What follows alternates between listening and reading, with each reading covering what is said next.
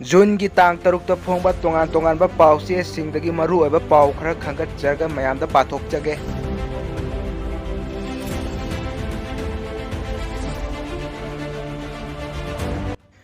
Nongmaiching chingda thbada athingba pirkpadagi village chip yaona mi 8 phare.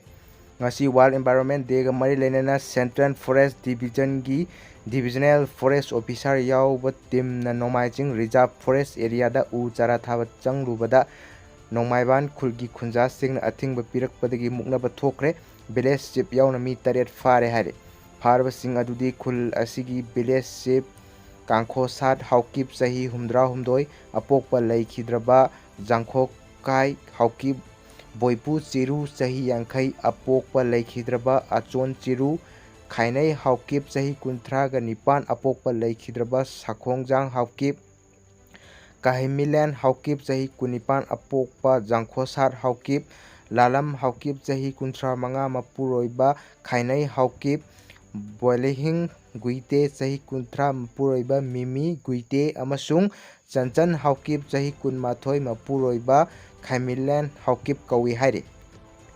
Hairiba thodo asi ngasi ayu pung 10 rom taba matamda thokhibani MSU Imphal East District Committee Central Forest Division Coordinating Body Khurai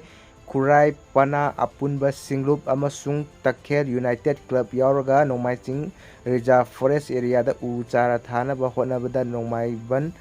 khulgi khunja singna athingba pirakhibani haire. Masiga mari lainana Central Forest Division gi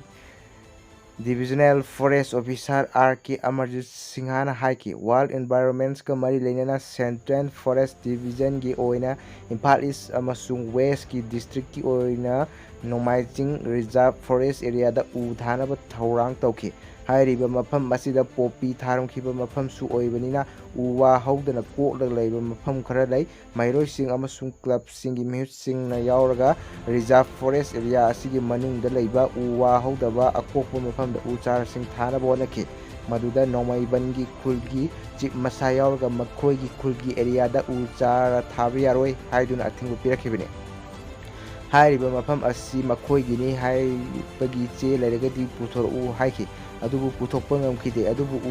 thaba lakliba team asigi maiketigi mahak masana government na hokhiba chahi 1990 gi January 3 da thokhiba gazette notification adu utki loinana thage tawriba mafam asi Nongmaiching Reserve Forest Area gi compartment number 8 ki manungda chingi haibagi khudamsu utki ngasi World Environment Day laibana punna sing thaminasi haiduna yanaba ama puraki kaina thangda ngasi gi thabagi thoram asi flex ama yungnaba honabada khul asigi naha singna laukthokladagi maikai ani gi marakta muknaba thokhibani muknaba thoktanaba lambai police ta pau pikhi loinana police team ama laktuna control tawki hokhiba 1966 ta Reserve Forest oibagi matangda preliminary notification ama thoki loinana 1990 gi January 3 da government na gazette notification ama thoktuna Reserve Forest Area asi ningthina thamlakhibani matam aduda Nongmaiching khul asigi pak chauba asi 125.55 acre ni adubu Nongmaiching Reserve Forest Area gi pak chauba asi 74.24 square kimini masi mayek sengna leiribani adubo matam chana kanba ngamhogdabana mafam kharadi leiri thodok asiga mari leinana Nongmaiching Range Officer na Lamlai Police Station da complaint ama tawki hari police tagi phangba pauna hai thodok asiga mari leinana Nongmaiban village ki chief yauna punna mi 8 phare masigi manungda nupi ahum yawi hari apunbagi thauna village level Federation ki cherol amana hai ngasi World Environment Day ga mari leinana MSU Imphal East District Committee Central Forest Division yauraga apunbagi thauna village level Federation Nongmaiching area da chara thakhibaga loinana akoibagi phibam ngak senaba punna chatminnaba haibagi wafamsu thamlamkhre hairi atopa pau amada Abdullah misigi phakibasing court ta puthorokpada miyamna thomjinkhre Abdullah misiga mari lenana fakhiba mising asi court ta puthorokpada achumba wayal fanghalu miharpa sing dandi piu haina court ta thomjinkhre JSC against the brutal killing of MD Abdullah gi convener MD Ayuf Kori na phongdorakpada mihat asigi achumba wayel soidana tawgani JAC amasung miyamgi ihul khangna mihat asida chenabasing fagatuna chap chaba langlan lanjin puthokuna ain gi oiba dandi phangangani haina Manipur gi CM and Biren Singhana JAC amasung CSO singda thajaba pirakpadagi JAC na general strike yauna makhal khudingi khongjan handokibani mihat asida chenaba amata police na fagatri hojik custody da leiriba sing asidi masana changjarak pangaktani police ki thawng asi JAC amasung miyamgi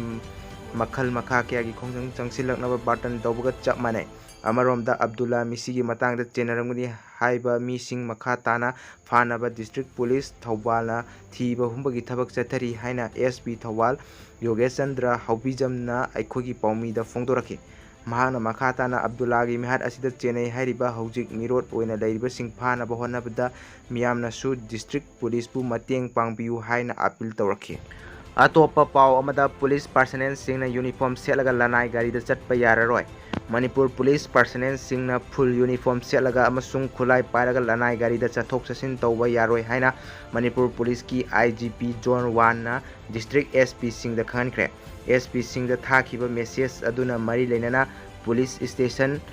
ski officer amasung personnel singna makhoi gi duty matam loiba matungda makhoi da issue tawba khulai adu arm court da deposit tawgadabani masada issue tawba khulai puraga chatpa yaroi personnel singna full uniform selaga amasung khulai paraga lanai gari da chatpa yaroi hai Atopa pau amada Kangla Nongpok Torban numit ini thingkre Kangla Nongpok Torban asi June 3 amasung 8 ta semjin sajinnabagidamakta athingba thamgani masigidamakta miyamna warau bidanaba Imphal Smart City Limited ki chief executive officer na thokpa cherol amana khanghalakle hana chayal ama chupna Kangla Nongpok Torban hanglamba adu government gi order amagi matungina chayol amagi manungda ningthokaba numit asi maintenance kidamak thong lolagani hairi Atopa pau amada bom pokaikre Lampel police station gi manung channa kwa kaithel ningthokpol da leiba Little Flower School gi gate ta ngasi ayuk pung 3:35 rom tabada yai marap mapangal kanba ID ni chingnaba bom ama pokaikre mi asok apan yaukide bom pokhaiba gi pau hek phangbaga Imphal West district ki makok thongba police officer sing laktuna bom pokhaifam da yengsinke bom pokhaiba aduna maram oiduna school adugi checkpal gi saruk khara akai atoi thoki bom pokhaifam adu police na question duna manakta mi chatpa thingbaga loinana state ki bom expert amadi forensic science ki kangbu lalaga atei machak sing leiribra haina yengnaba ngai duna leike akoiba mafam mental detector sijadna duna thi humbagi thabak chathaki pawgi khun amagi matung ina CCTV ki footage ta tidim ground lomdagi makhong na miyoi ama lakpoki amadi miyoi aduna school gate ta ngahak leiba ubaga loinana mahakna mafam adu hek thadokpaga bom adu pokhairakpa uki haire Lal Holup amana school authority da sen gi demand torokpagal mari leinana bom adu pokhai hanbo oiramgani haina thajanari bom pokhai ba adu ga mari leinana Lampel police na case ama lokhatkre ama rom da Little Flower School da bom pokhai lamba thong adu bu akanba mong da condemn tawnaragli bom pokhai lamba thong adu mahiro lup sing MSU Desam MSF KSA amasung sukna punna thadrokpa cherol amana akanba mong da condemn tawbaga lonena mahi sangsingda aki akhang pidana tangtu laitana mahi tamba phanganaba mari leinaba singda appeal tawragli All Manipur Catholic Union gi cherol amana sub bom pokhai lamba thong adubu kanna yaningdaba phongdoragli Atopa pau amada CM ga MLA manbi nupi amagi photo thagalubagi police na case lokhale social media gi mapangal kalaba platform ama oiriba Facebook account da Mangyo Junior Kipgen koba account amada chief minister N Biren galoinana MLA oigani thajaba nupi amagi photo pun upload tawbada natana offensive material singsu upload tawruba miyoi amagi mathakta BJYM gi president M Baris na ngasi nungtil pung mga makhai tarakpada complainant oiduna report torokpadagi Imphal PS na case FIR number 133/6/2022 under section 292 298 509 IPC gi register tawduna lokhatkre social media da karan torokpadagi case asigi accused oina charge torba miyoi adugi maming Mangniyo Kipgen chahi 30 apokpa laikhidraba Satpau Kipgen kawi Haipiyang village Kangpokpidagini hairi complain report ꯑꯗꯨꯗ ꯃꯤꯑꯣꯏ ꯑꯁꯤꯅ chief ꯃꯤꯅꯤꯁꯇꯔꯕꯨ ꯏꯀꯥꯏ ꯐꯤꯔꯨꯛ ꯈꯨꯝꯍꯟꯕꯗ ꯅꯠꯇꯅ MLA ꯑꯣꯏꯒꯅꯤ ꯊꯥꯖꯕ ꯅꯨꯄꯤ ꯑꯗꯨꯒꯤ ꯏꯀꯥꯏ ꯈꯨꯝꯅꯕꯕꯨꯁꯨ ꯃꯥꯡꯍꯜꯂꯦ ꯍꯥꯏ꯫ ꯑꯇꯣꯞꯄ ꯄꯥꯎ ꯑꯃꯗ ꯄꯣꯠꯐꯝ ꯐꯝꯕꯤꯗꯒꯤ ꯃꯣꯕꯥꯏꯜ ꯑꯃꯗꯤ ꯁꯦꯡꯒꯥꯎ ꯂꯥꯛꯇꯨꯅ ꯆꯦꯟꯈꯤꯕ ꯇꯧꯍꯩꯗꯕ ꯊꯧꯗꯣꯛꯅꯤ꯫ LMG ꯅ꯭ꯌꯨ ꯆꯦꯛꯀꯣꯟꯗ ꯂꯩꯕ SBIꯒꯤ ATMꯒꯤ ꯃꯥꯌꯣꯛꯅꯕꯗ